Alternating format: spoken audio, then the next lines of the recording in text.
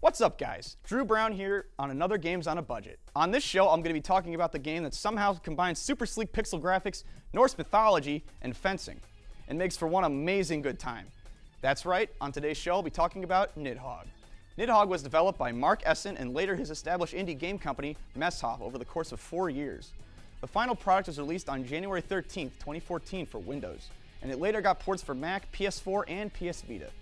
The game's namesake comes from the Nidhogg, a creature from Norse mythology that is either depicted as a flying worm or a dragon.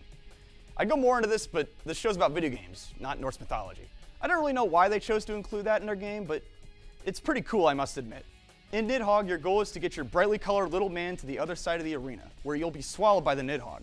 There isn't really much else. It's a very simple concept and it's tons of fun, especially with your friends.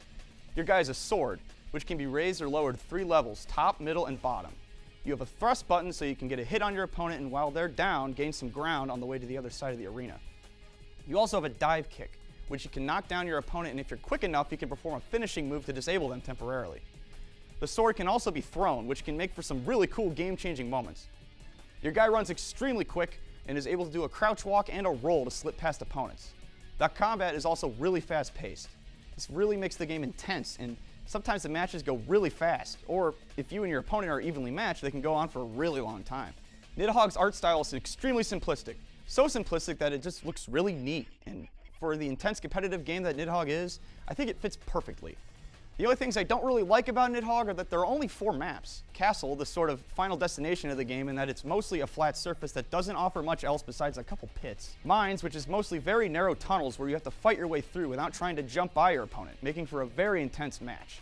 The psychedelic clouds level, where the path under you can fade away and you fall through. And lastly, there's the woods level.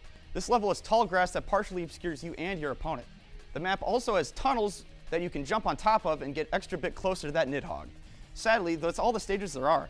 I would have really liked that they had more stages or some sort of level editor in this one, but unfortunately, that's not the case. Nidhogg actually had a sequel that came out, aptly titled Nidhogg 2.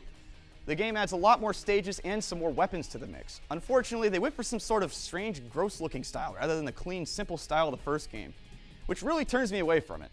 It's hard to go from such a clean, stylistic monocolor fencer to some sort of floppy Jim Henson Muppets abomination.